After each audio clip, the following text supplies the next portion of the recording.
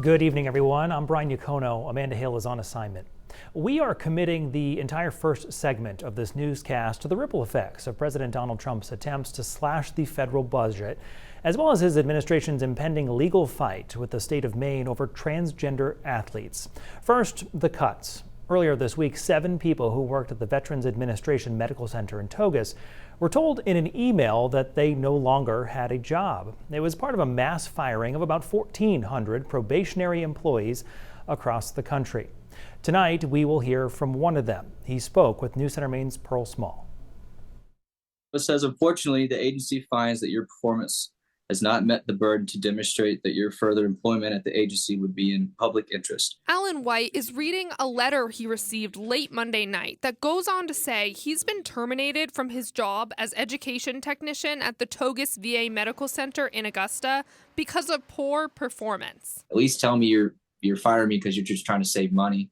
Don't lie to me and tell me I'm not good at my job. The 7 Togus workers who lost their jobs were all given the same reason, coming down from the National Office of Personnel Management, which laid off a total of 1,400 VA workers across the country this week. The Maine AFL-CIO, which represents many of the workers, is calling it a widespread purge of federal workers being carried out by Elon Musk and the Trump administration. Funny enough, you fired people because you try to save tax dollars, and now you have those people that you fired using tax dollars to, file for unemployment. White says the news came as a shock to everyone at Togus, and nobody, not even management, was given a heads up, and none of the workers were offered a severance package. Make it go through the VA channels, let the boss know, here's a list, let it work its way down. Hey, we're letting you go, but here's 2 weeks, here's a month.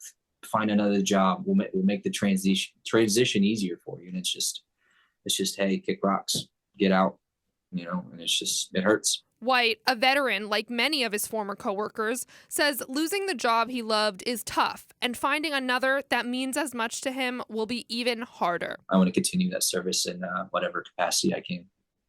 In Augusta, Pearl Small, CENTER Maine. That number of 7 individuals at Togus, 5 of them, themselves military veterans, came from U.S. Senator Angus King, who in a statement says, quote, "At a time when Maine's veteran population needs are on the rise, now is not the time for us to ask the hardworking staff of the VA to do more with less," end quote. Republican Senator Susan Collins told us, quote, "The Trump administration has the right to examine ways to streamline service at the VA and ensure veterans are getting top-of-the-line health care. But," she says, "it needs to be taking a careful look at the agency's needs, not making sweeping, indiscriminate cuts, especially when we are dealing with something as critical as caring for our nation's veterans." Less than a week after their terse exchange at the White House over federal funding and transgender athletes, it appears now President Trump does intend to use the courts to get Governor Janet Mills to bend to his will.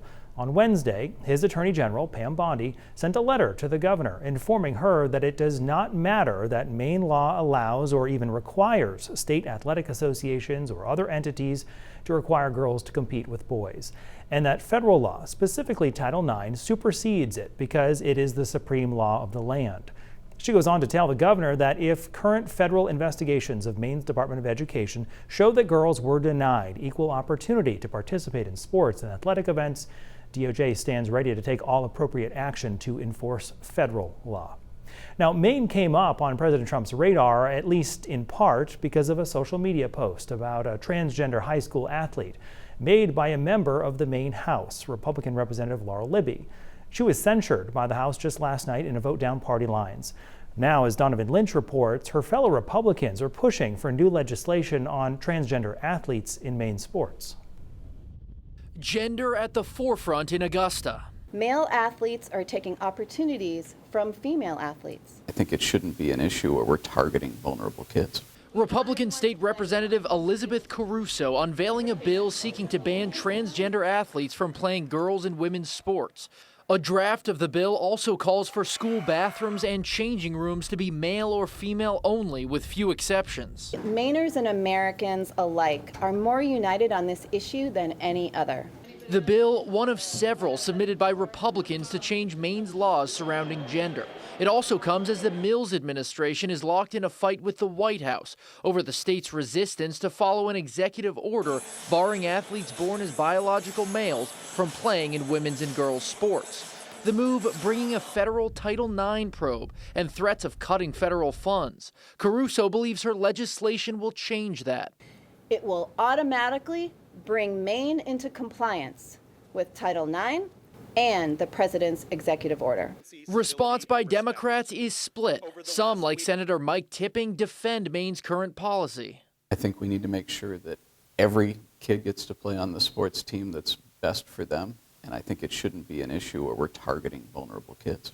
But others in the party expressing a willingness to back Caruso's bill. Democratic State Representative David Rollins saying, quote, "A big part of my constituency and my own personal family values aren't supportive of biological born boys competing against females." Rollins adding that several of his colleagues agree.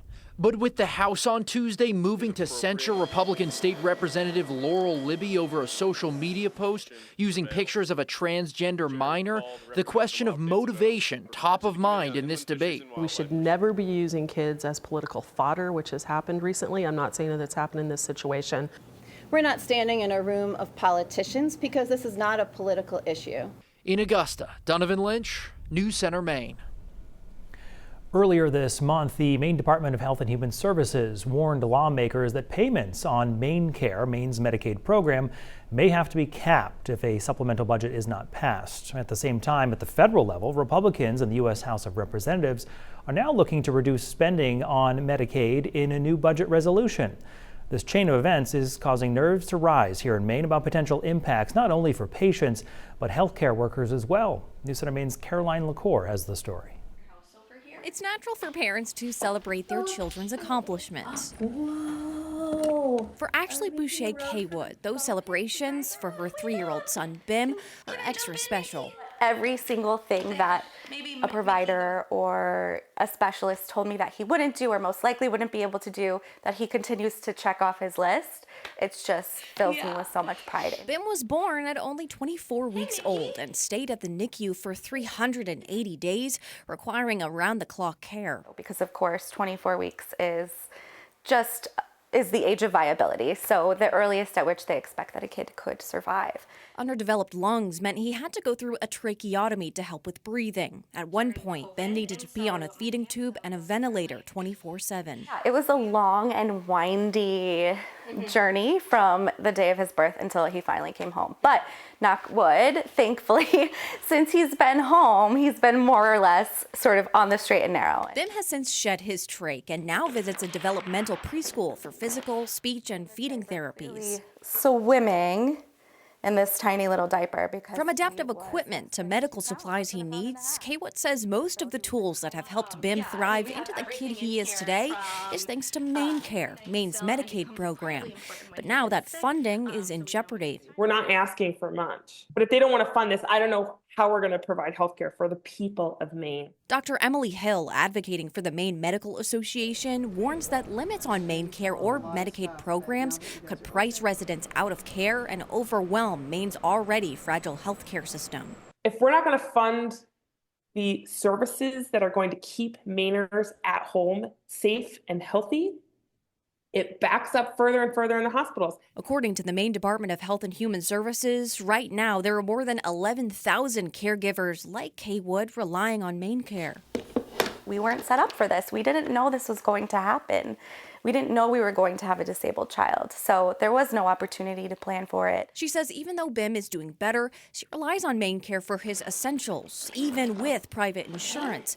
She's worried for other families in similar situations. Well, I feel incredibly disappointed that these lifelines are not being protected and that we have to worry. In Portland, Caroline LaCour, News Center, Maine. When we come back, they were kicked off campus for speaking up for the people of Gaza. Now that they are being let back on, what's next?